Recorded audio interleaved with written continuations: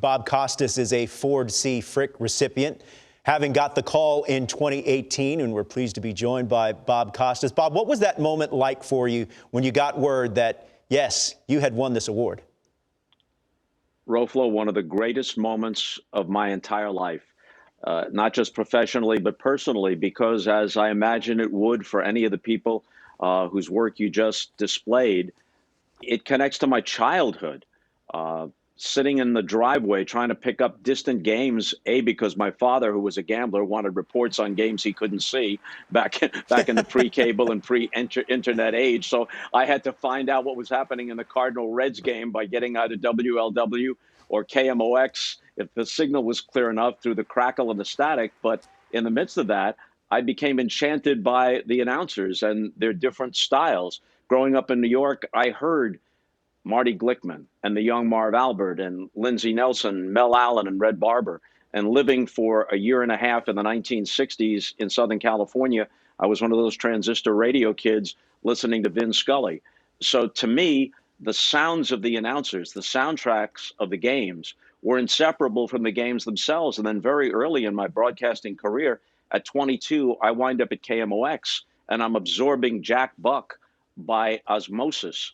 So when you're asked to join that fraternity, it's something that unless you've been a lifelong broadcaster attached to baseball, you really can't fully appreciate. And on that day, when the call came in December of 2017, within an hour, Vin Scully calls me.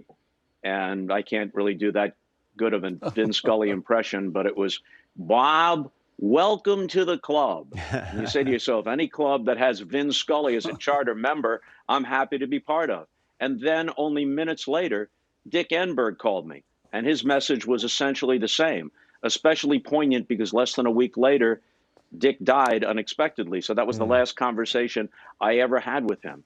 So to know that in some sense, you're on a list that includes Ernie Harwell and Mel Allen and Red Barber and Vin Scully and Jack Buck and Harry Carey and Dick Enberg, and I'm overlooking people I worked with like Tim McCarver and Tony Kubek. It is of any honor I've been lucky enough to receive, this is way at the very top.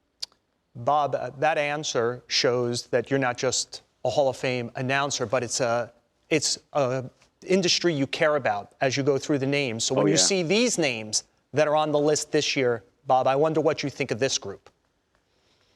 It's a great group, but it's a difficult choice because there's a lot of apples and oranges in there, Joel. Dizzy Dean, for example, who predates most of us. I might have been a small child when he was doing the Game of the Week in the 1950s, but I don't remember it firsthand. But he's a significant figure in the history of baseball on television. He was iconic first as a player and then as a broadcaster in those early days of television. Fractured English, he slid into third. English teachers would write to the networks and say, "You got to get this guy off. He says ain't." And his famous answer was, "A lot of people who ain't saying ain't working." So is he important? Of course he is. But A, he's long since passed away. B, he's already in as a player. Yeah. C, you can't compare him in pure broadcasting skill to Al Michaels or Jack or Joe Buck or Dan Schulman. Don Drysdale was a very, very good announcer, has passed away sadly, and he's already a Hall of Fame player. So I think a lot of us in the small group that votes breaks that tie in our heads in favor of those who can smell the roses, and in favor, not always, because Tony Kubek and Tim McCarver and Hawk Harrelson are in, but generally you give the edge to the career announcer who's primarily, first and foremost, a play-by-play guy. Hey, Bob, great broadcasters, great iconic calls. Of this group, what is your favorite call? Too many to choose. And when you watch Al Michaels, not so much on the air, but in the aftermath of the earthquake and how eloquently he summed that up. And, you know, he was nominated for a News Emmy because of what he did extemporaneously in the immediate aftermath of the earthquake. Peter Jennings and Ted Koppel back east were relying on him. And Al did such an exemplary job. When you think about it, two of the things that Al is most remembered for, he could not possibly have anticipated. The gold medal actually was a semifinal game, the Lake Placid Miracle on Ice game. He'd hardly ever done any hockey. Comes up one of the greatest calls of all time. Right. Do you believe in miracles? Yes. Not primarily a hockey guy. And then he turns into a news guy in 1989. They all have great calls, but sometimes from the standpoint of craft, you know this too, Ron, as a player, sometimes there are subtle things that those who didn't play would not pick up on, but they're really wonderful things. They're not spectacular things, but they're indications of craftsmanship, the way a guy turns a double play or some subtle adjustment in the stance or whatever it might be. And I think about this call that almost nobody speaks about by a young Joe Buck in 1998. Mark McGwire hits home run number 62, which at that point moves him past Maris. Eventually, Sosa went ahead of him. They jockeyed back and forth, and then Mark wound up with the record for that season at 70. Every home run Mark McGwire hit that year was some sort of tape measure shot, 475 or 500.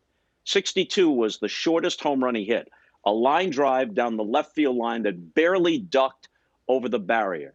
And yet Joe had the presence of mind in a split second, as you'll hear, I think you're going to play the call, in a split second to react to that and call it this way. Here comes the man of the hour, Mark McGwire, who is 0 for 1 tonight, his second at bat here in the fourth. Down the left field line, is it enough? Gone! There it is! 62! Touch first, Mark. You are the new single-season home run king.